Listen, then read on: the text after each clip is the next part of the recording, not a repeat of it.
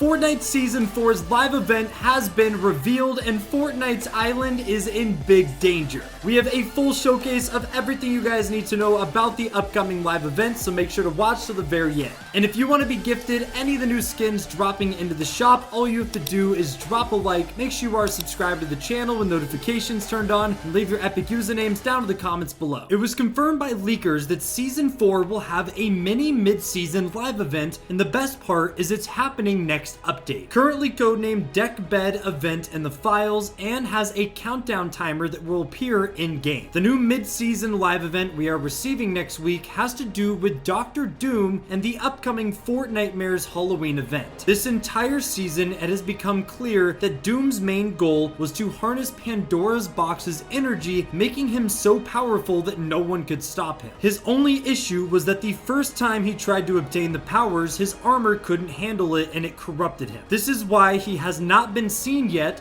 this season, because he is hiding, crafting, and upgrading his armor, which we now know thanks to the Day of Doom LTM that the artifacts he is collecting are actually shards of Pandora's box itself, and he is infusing them into his new armor. This mid-season live event that will have a countdown starting very soon is most likely a countdown to when Dr. Doom is finally going to arrive on Fortnite's island. This whole time, we have been fighting Doombot at Doom's castle, but now that his armor is complete, he is going to be replacing Doombot as the new boss that we can fight. So the most likely place for this countdown timer to appear in-game is Doom's castle, but there is also a possibility that this mid-season live event could also be for the introduction of this year's Fortnitemares event. Over at Doom's castle point of interest, there is this tall tower, and inside is a circle pit of lava with weird ruined symbols around it in a pattern. This is because Dr. Doom is trying to summon a character known as Mephisto, which is the Marvel Universe's version of Satan, or the devil himself, who rules over hell. This is obviously going to be one of a few new characters being added to Fortnite for Fortnitemares 2024, but it does have storyline relevance. The only reason Doom is summoning Mephisto and using his ominous tower as a portal to hell is because Mephisto can bring the dead back to life. Doom wants to use Mephisto, sell his soul, and in return revive his mother, who according to the comics actually passed away. You can even see a statue memorial in the forest area of the island that shows his mother with flowers. We actually have our first teaser for the Mephisto skin coming to Fortnite that's subtly in the background of this loading screen for the new Ghost Rider skin that dropped into the shop recently.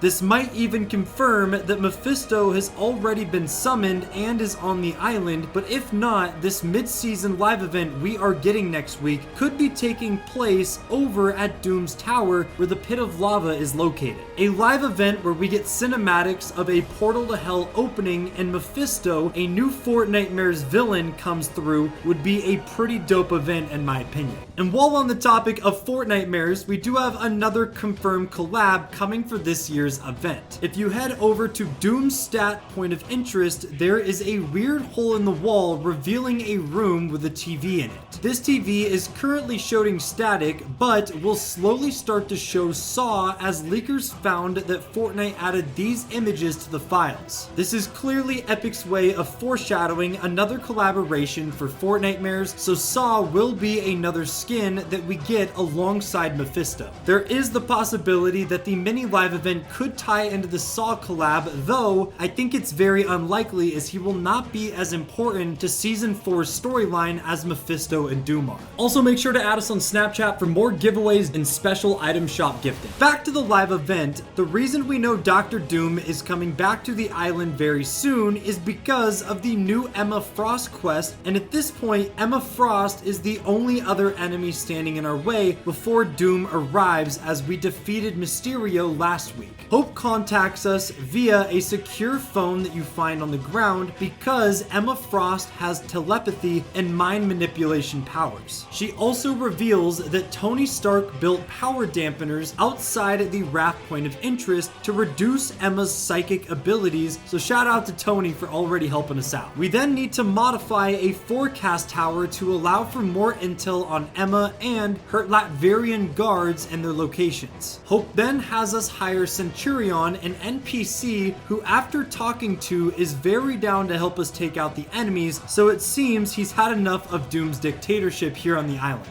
After hiring help, we head to the raft point of interest to set up the power dampeners that Tony built us, of which there are 3 in total to place down. We do need to hurry though, as Jones contacts us and lets us know that Doom is rapidly approaching the island thanks to the Stark Rift beacons picking up his activity. The final step is to take out Emma Frost herself, which after doing so, we receive dialogue between Hope and the Oracle, who tells Hope to now prepare for the final battle against Doom. This is why I'm confident the mid-season live event we are receiving in next week's update will be about the official arrival of Dr. Doom with his complete Pandora box infused upgraded armor. Again, we will have to see where the countdown timer is located on the map for this event, because that will give us a lot of info as to what will be happening. So let us know in the comments what your theory is about the mini live event. Do you think it will be about Doom's arrival or more Fortnitemares based with the summoning of a new character known as Mephisto? My personal theory is that Mephisto will be summoned to Fortnite's island and actually revive Galactus, mainly because Galactus is one of very few characters who does not have a soul, so he could trick Mephisto into coming back to life without having to sacrifice anything. This would set up for an iconic villain from the original Marvel season in Chapter 2 to return, and considering Doom already fought and took him out once, Galactus may join our side in the fight against Doom and consume his perfect society that he's been trying to build this whole season. Again, that's my theory as someone who wants Galactus to return, but we will have to wait and see, as there's really nothing to confirm. Now, along with the mini live event, data miners also found brand new information pertaining to Fortnite's upcoming first-person mode that we've all been anticipating for many years now. But it was confirmed that some weapons will have custom reload animations different than what they currently are in game, so that's going to be really awesome. Dual-wield weapons and the ballistic shield will not be usable, which again does make sense because those will mess with the camera angles and your view of in-game. And finally, swimming,